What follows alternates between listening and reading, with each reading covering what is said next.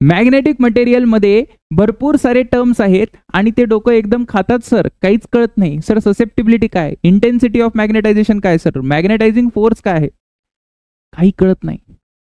काळजी करू नको, कारण या लेक्चरमध्ये इन डिटेल आपण सगळ्या टर्म्स बघणार, त्याचबरोबर काही न्यूमरिकल पण सोडवणार, म्हणजे तुझा कॉन्फिडन्स एकदम हाय होऊन जाईल. ठीक आहे, चला सुरू करायच्या आधी सगळ्यात आधी आपण चर्चा करू मॅग्नेटिक मोमेंटची.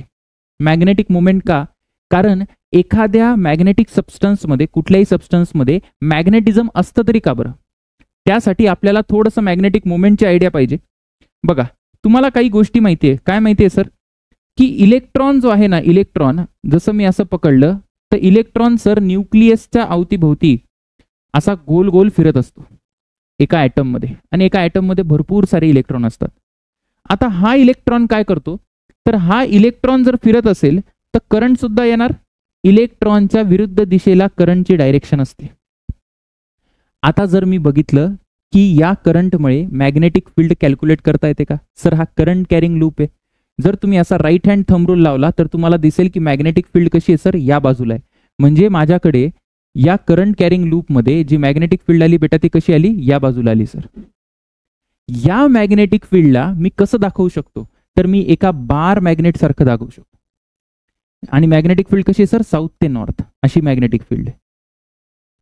तर या इलेक्ट्रॉनच्या ऑर्बिटल मोशनमुळे आपल्याकडे काय झालं बेटा, काय तयार झालं सर, आपल्याकडे मॅग्नेटिक मोमेंट तयार झाली. आणि मॅग्नेटिक मोमेंटला मी कसं लिहितो बघा, मॅग्नेटिक मोमेंटला लिहितो I इंटू ए वेक्टर. हा फॉर्म्युला तुम्हाला माहिती आहे, बरोबर आहे. आता विषय हा नाहीये, विषय आहे की सर हे तर तुम्ही एका ॲटमसाठी सांगितलं, पण कुठलं पण मॅग्नेटिक मटेरियल असेल तर त्याच्याकडे हजारो लाखो करोडो ॲटम असतील. तर बघा, मी कुठलं पण मॅग्नेटिक मटेरियल घेतो है ना, त्याचं जर आपण थोडंसं स्पेसिमन ॲनालिसिस केलं. स्पेसिमन म्हणजे काय, स्पेसिमन म्हणजे कलेक्शन ऑफ ॲटम. ठीक आहे, कलेक्शन ऑफ ॲटम्स. जसं एनसीईआरटी काय म्हणते माहिती का, एनसीईआरटी म्हणते की 1 मिलीमीटर क्यूब एवढा जर व्हॉल्यूम घेतला मी, एखाद्या मॅग्नेटचा तुकडा उचलतो है ना, एखाद्या सबस्टन्सचा तुकडा उचल, त्याचा जर 1 मिलीमीटर क्यूब एवढा व्हॉल्यूम घेतला तर त्याच्यामध्ये साधारणतः किती ॲटम्स असतात सर, 10⁻20 ॲटम्स असतात. आता एवढे सारे ॲटम्स आहे, प्रत्येकाचं काही ना काही मॅग्नेटिक मोमेंट असणार आहे. म्हणजे हे कसे दिसतील तुला माहिती का सर, हे असे दिसतात, असे ओरिएंटेड असतात बेटा ते. तर ही डायरेक्शन अशी कशी आली, हे रॅन्डम ओरिएंटेशन असतं त्यांचं. कसं ओरिएंटेड आहे सर, हे रॅन्डमली ओरिएंटेड, रॅन्डमली ओरिएंटेड. कारण हे रॅन्डमली ओरिएंटेड असतात, म्हणून जर एक्सटर्नल मॅग्नेटिक फील्ड नाहीये, मी काय म्हणतोय बघा, नीट लक्ष द्या.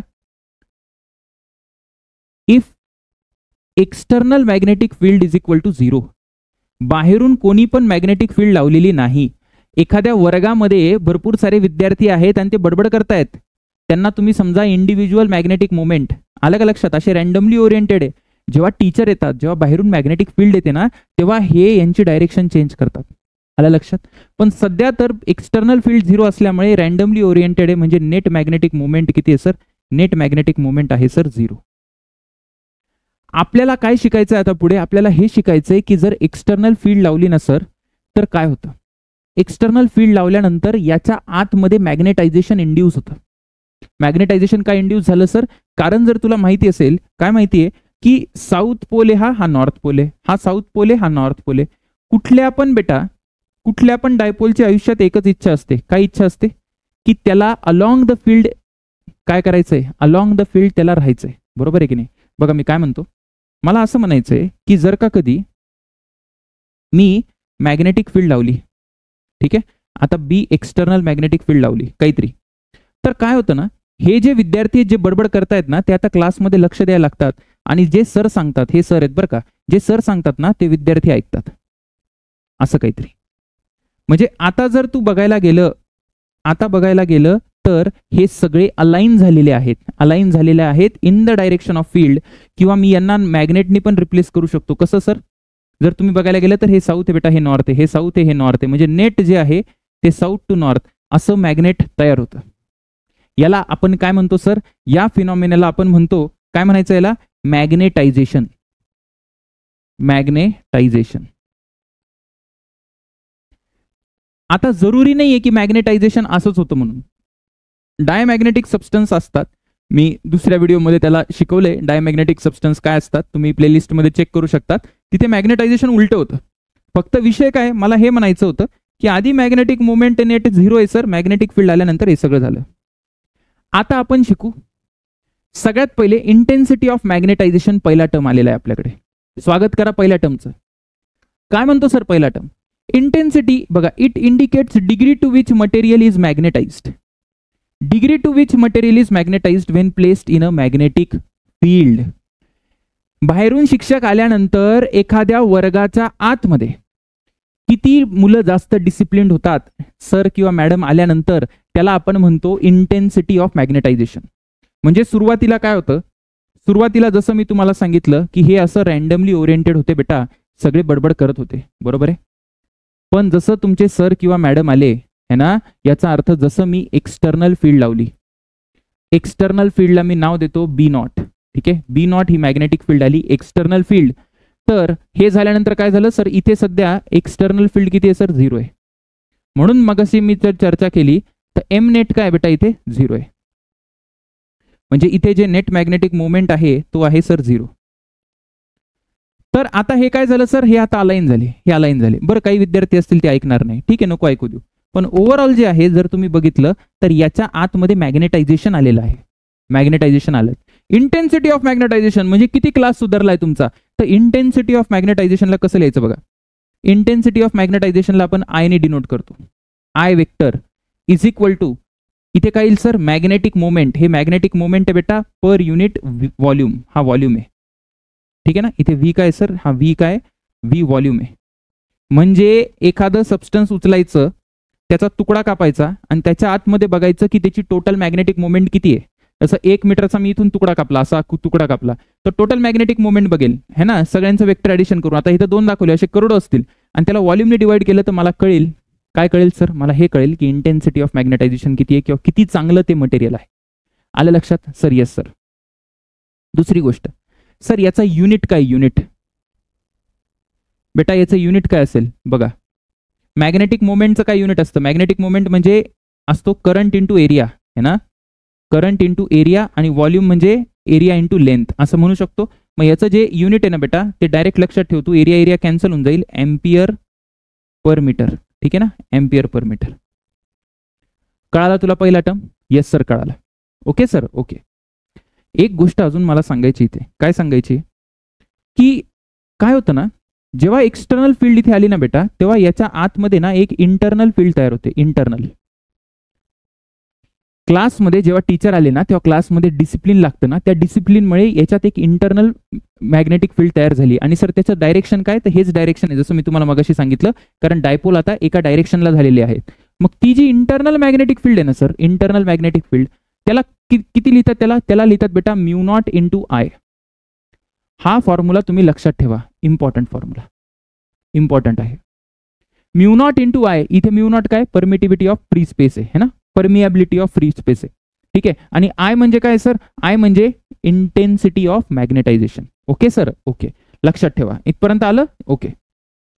पुढे बघा, पुढे दुसरा टर्म आलेला आहे, तो काय, मॅग्नेटिक इंटेन्सिटी. ते काय होतं, इंटेन्सिटी ऑफ मॅग्नेटायझेशन. हे काय सर, मॅग्नेटिक इंटेन्सिटी.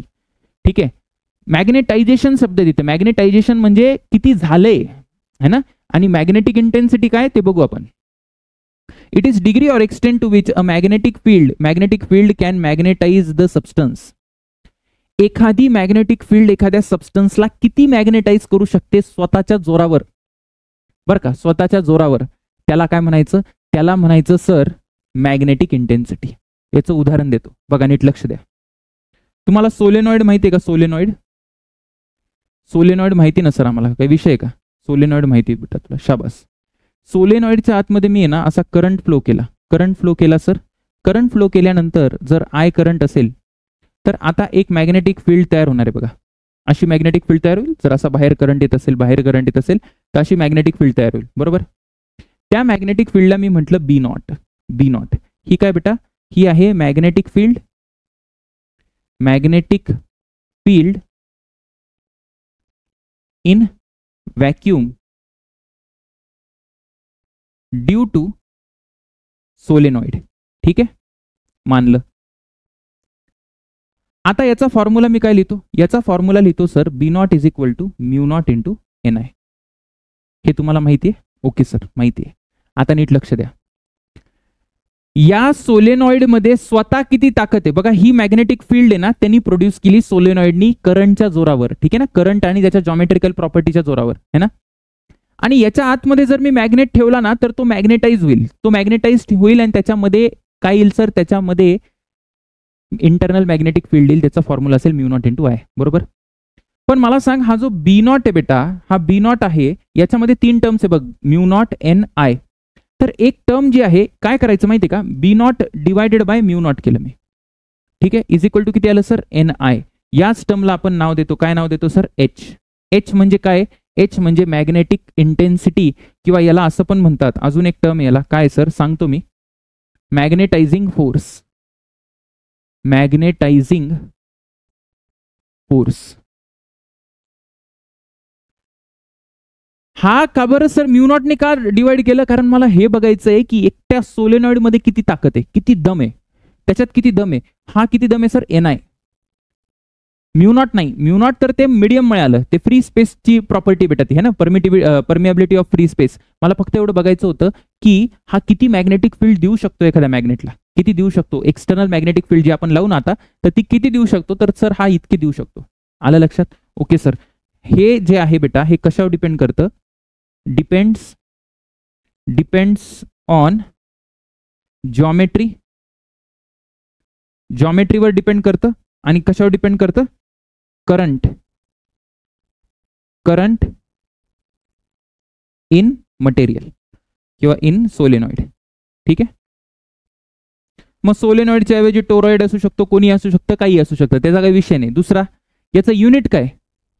याचं युनिट जर तुम्ही बघाल ना, तर याचं युनिट तेच आहे जे आपण मागे बघितलं. सर याचं युनिट काय येतं?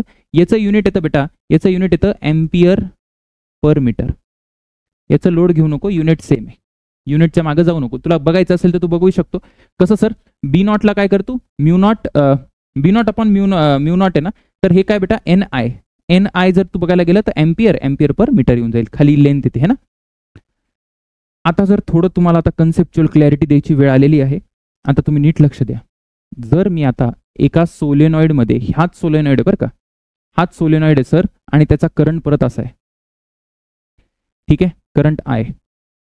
याच्यामध्ये आता मी काय करतो ना, एखादं मॅग्नेटिक मटेरियल ठेवतो. हे मॅग्नेटिक मटेरियल ठेवून टाकू आपण याच्यामध्ये. याच्यामध्ये जे मॅग्नेटिक मटेरियल ठेवलं सर तुम्ही, त्याच्यामध्ये जो बी नॉट आहे बेटा, बी नॉट म्हणजे बी एक्सटर्नल. या मॅग्नेटिक मटेरियलसाठी सोलेनॉइडची मॅग्नेटिक फील्ड काय असेल? एक्सटर्नल असेल, बी नॉट असेल. ती किती आहे सर? ती आहे म्यू नॉट एन आय. जर मी एन आय ला एच लिहिलं तर काय होईल? Mu naught N I. N I ला काय लिहू शकतो मी? एच लिहू शकतो. म्हणजे किती आहे सर? Mu naught H. इथपर्यंत क्लिअर आहे? क्लिअर आहे सर. पण तुला काय वाटतं, ही मॅग्नेटिक फील्ड जी सोलेनॉइडची आहे बेटा, तर ती काय करेल सर? तर ती याच्यामध्ये मॅग्नेटायझेशन इंड्यूस करेल. बरोबर आहे? मॅग्नेटायझेशन इंड्यूस करेल. जसं आपल्याकडे एक्सटर्नल मॅग्नेटिक फील्डची दिशा काय होती? ही होती सर, है ना, ही दिशा होती. तर याच दिशेला याचे डायपोल्स अलाइन व्हायला सुरू होतील. बरोबर आहे का? बरोबर बोलताय का सर तुम्ही? एकदम बरोबर बोलतोय. असे डायपोल्स अलाइन व्हायला सुरू होतील. आणि मग काय होईल ना सर, तर एक इंटरनल मॅग्नेटिक तयार होईल बेटा, इंटरनल मॅग्नेटिक फील्ड तयार होईल, ज्याला मी कसं लिहू शकतो? त्याला लिहू शकतो मी, काय लिहू शकता sir? Mu naught into I. जिथे आय काय? Intensity of magnetisation. आलं लक्षात? मग आता जर नेट मॅग्नेटिक फील्ड आहे इनसाइड कशाच्या इनसाइड सर? Inside magnet. तर ती किती असेल? तर ती या दोघांचं सम असेल. सम का बरं सर? कारण बघा, ही स्वतःची आहे, ही जी आहे ही एक्सटर्नल आहे, जी सोलेनॉइडने दिली आहे, आणि ही स्वतःची आहे. ठीक आहे ना. म्हणजे काय येणार आहे सर? तर इथे लिहू शकतो बेटा मी बी एक्सटर्नल प्लस बी इंटरनल. आलं लक्षात? बी एक्सटर्नलला तू काय लिहू शकतो सर? बी एक्सटर्नलला लिहू तू की mu naught into H plus B internal आहे म्यू नॉट इंटू आय. ठीक आहे. आणि इथे आलं sir mu naught H plus I. हे आहे सर, हे काय आहे बेटा? तर ही नेट मॅग्नेटिक फील्ड आहे. नेट मॅग्नेटिक फील्ड आतमध्ये. परत एकदा सांगतो, हा जो फॉर्म्युला तुम्ही वापरला म्यू नॉट इंटू आय, हे काय आहे?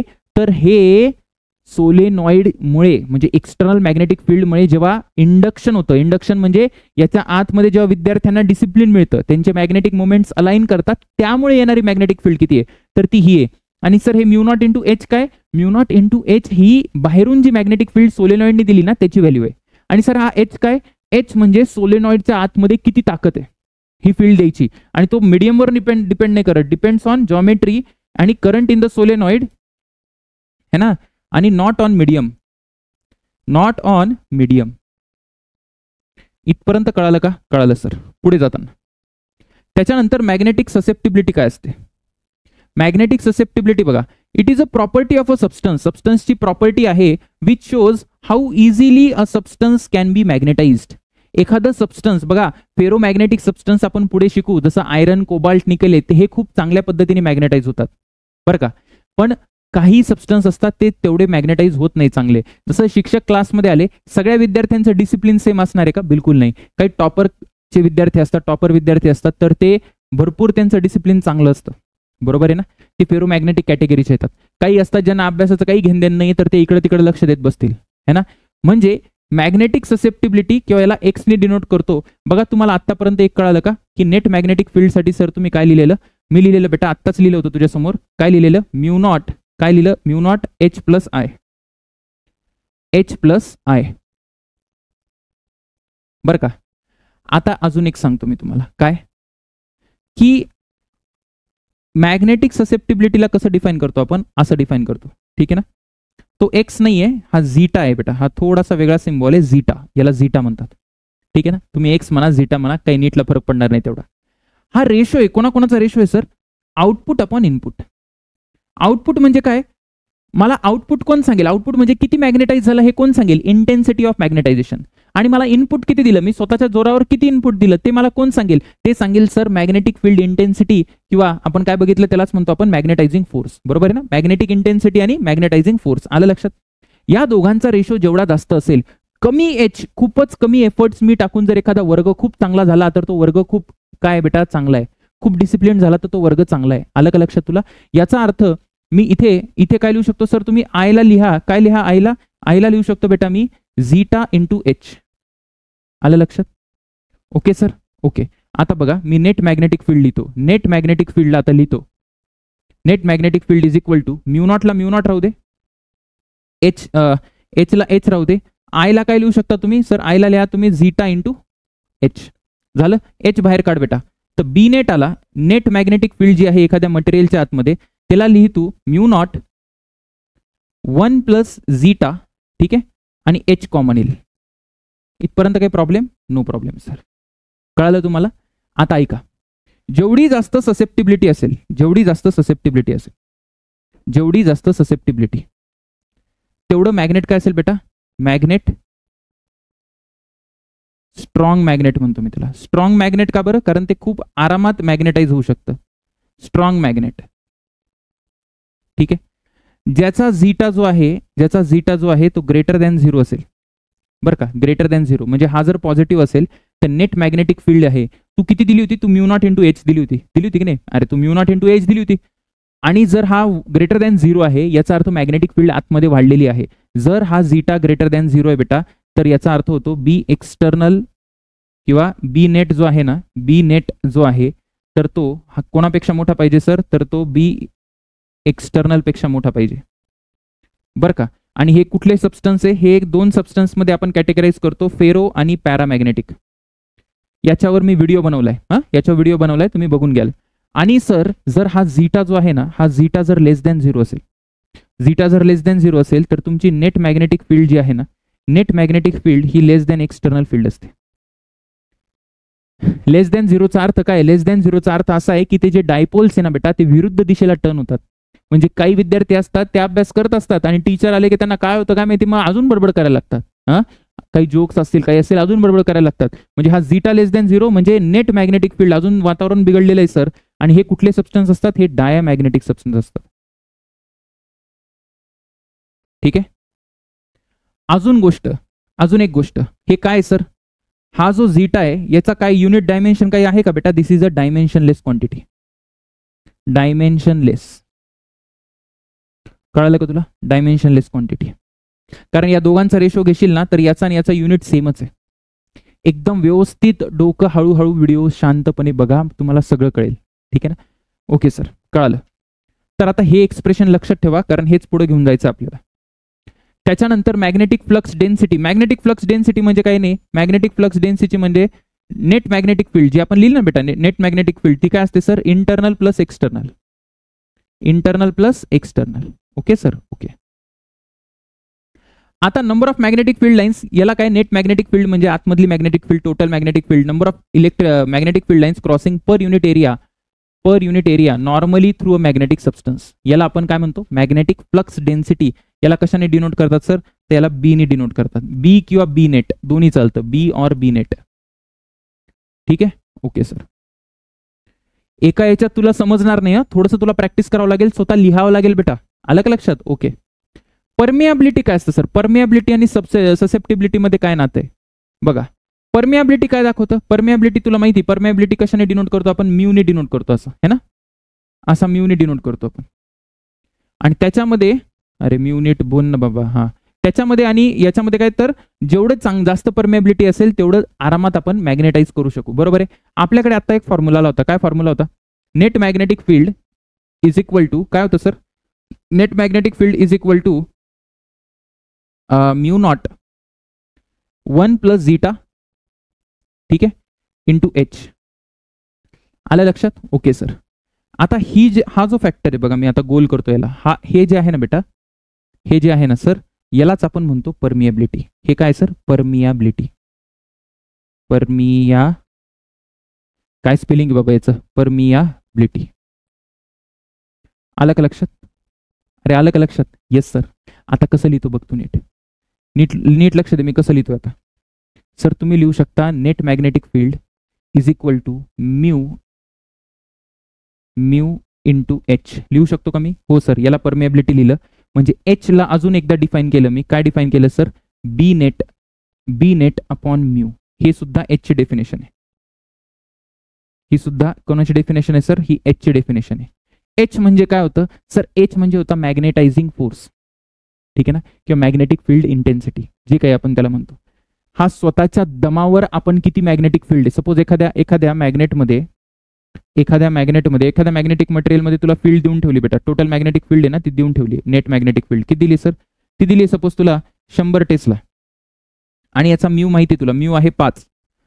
तर स्वतःमध्ये किती दम आहे त्याच्यात? स्वतःमध्ये किती दम होता? अरे 5 तर कशामुळे आला? 5 तर त्या मॅग्नेटच्या प्रॉपर्टीमध्ये आला ना. स्वतःमध्ये आधी किती दम होता? म्हणजे व्हॅक्यूम मध्ये किती फील्ड असेल ती? व्हॅक्यूम मध्ये फील्ड जी आहे, व्हॅक्यूम मधली field divided by mu not. आठवतं ना तुला? बी नॉट आपण म्यू नॉट करायचो आपण.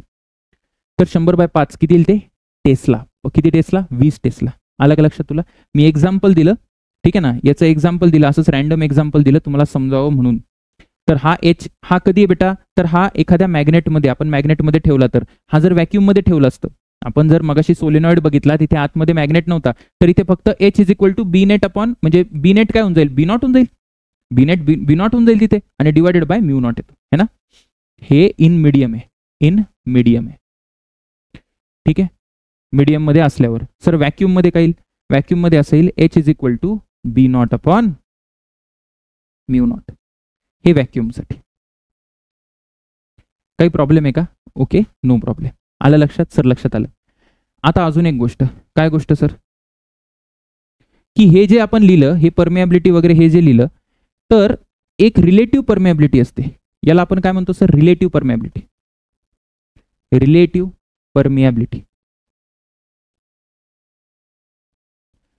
परमियाबिलिटी तो काय असतो सर? तो रेशो असतो. तो कोणाकोणाचा रेशो असतो? तो परमियाबिलिटीचा आणि व्हॅक्यूम मधला बघा, तो रेशो असेल कोणाचा? Mu upon mu not. बरोबर आहे.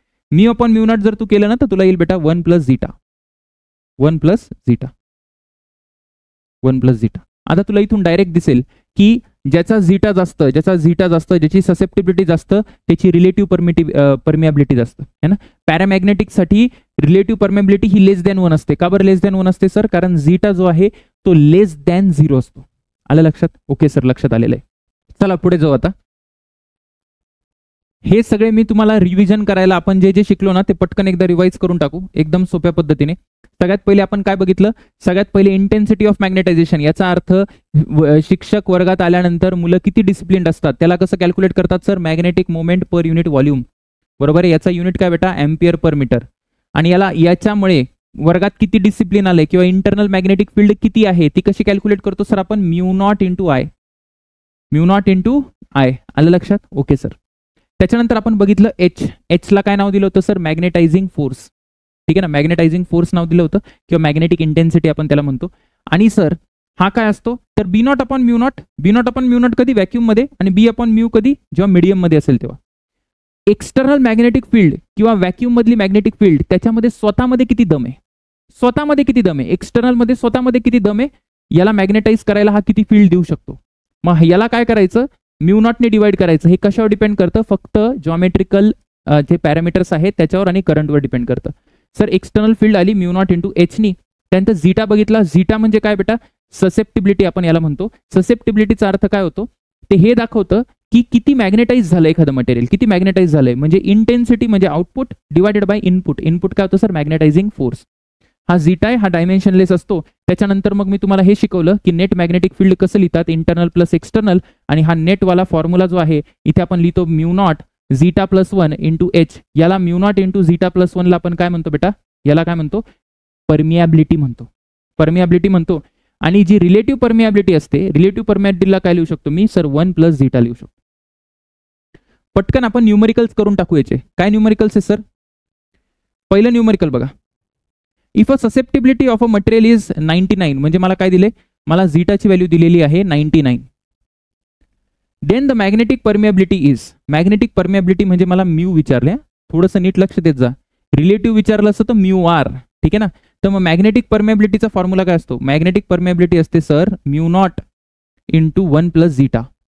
1 प्लस झीटा आता बघितलं आपण, म्यू नॉटच्या जागी टाक 4 पाय इंटू 10⁻⁻⁷ आणि 1 प्लस झीटा. झीटा किती येणार आहे, झीटा आहे सर 99. हे कॅल्क्युलेट करून घेशील, हे किती यायला पाहिजे सर, 4 पाय इंटू 10⁻⁵. पुढे जाताना द इंटेन्सिटी ऑफ मॅग्नेटायझेशन काय दिले सर, इंटेन्सिटी ऑफ मॅग्नेटायझेशन याचा अर्थ आय देऊन ठेवलाय तुला. Of a bar magnet is किती आहे, 5 इंटू 10⁴. ठीक आहे. पुढे काय सांगितले, the magnetic length and the area of cross section. Length आणि एरिया दिलेला आहे. Magnitude of magnetic moment. ठीक आहे ना. तर काही नाही बेटा, इंटेन्सिटी ऑफ मॅग्नेटायझेशन काय असतं सर, तर ते असतं मॅग्नेटिक मोमेंट अपॉन व्हॉल्यूम. म्हणजे मला मॅग्नेटिक मोमेंटसाठी काय करावं लागेल सर, आय इंटू व्ही करावं लागेल. आता इंटेन्सिटी ऑफ मॅग्नेटायझेशन किती दिली आहे, 5 इंटू 10⁴. व्हॉल्यूम कसा लिहिता येईल, व्हॉल्यूमला लिहितो आपण एरिया इंटू लेंथ. एरिया किती दिलाय सर, एरिया दिलाय 10⁻⁻⁴. कन्व्हर्जन करण्या इतपत तुम्ही मोठे आहात आता, है ना.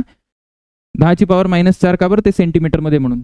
आणि इथे किती येईल सर, 12 इंटू 10⁻⁻2.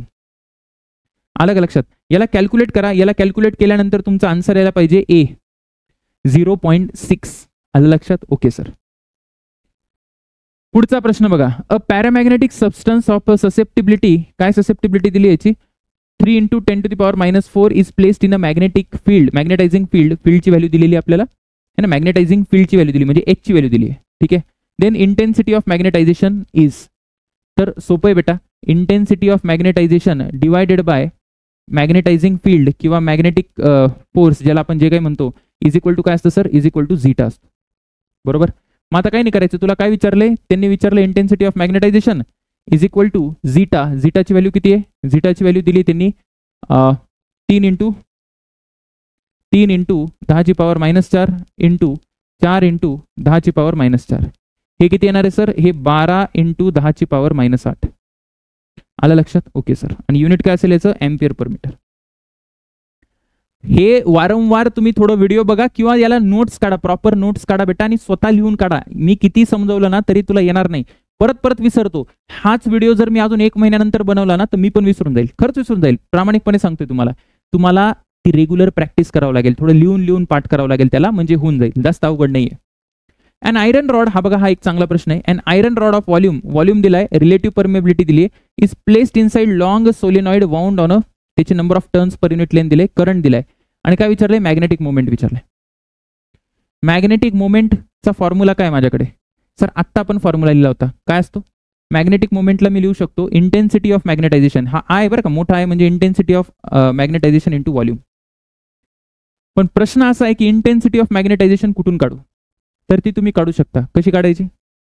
तुम्हाला हे माहिती आहे, काय माहिती आहे सर? नेट मॅग्नेटिक फील्ड जी आहे बेटा, नेट मॅग्नेटिक फील्ड जी आहे ती कशाच्या आतमध्ये? ती मॅग्नेटच्या आतमध्ये. थोडंसं इमॅजिन करा हे काय विचारतायत.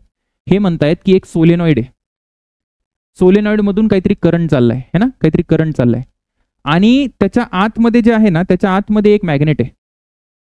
त्याच्या आतमध्ये जसं मी तुम्हाला मगाशी काढून दाखवलं ना तसं मॅग्नेट आहे.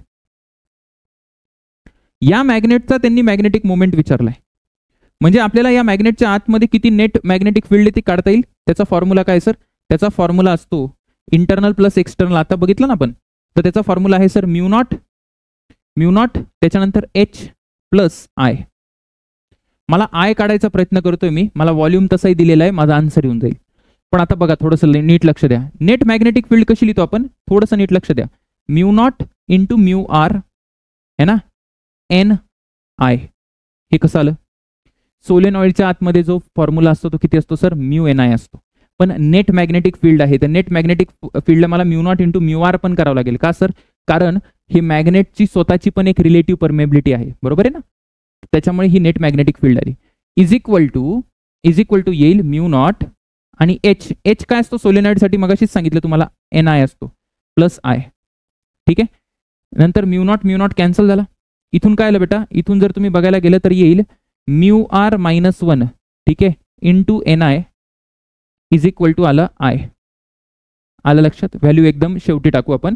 हे कॅन्सल झाल्यानंतर याला एन आयला इकडे घे आणि एन आय कॉमन घे, तर तुला येईल म्यू आर मायनस 1. मग थोडंसं जर तू नीट सॉल्व्ह केलं तर तुला काय येईल? तुला असं यायला पाहिजे M is equal to mu R minus 1 into N I है ना. आणि याला सगळ्याला कशाने गुणशील तू? व्हॉल्यूमने गुणशील. तर थोडंसं नीट बघा, एम इज इक्वल टू किती यायला पाहिजे?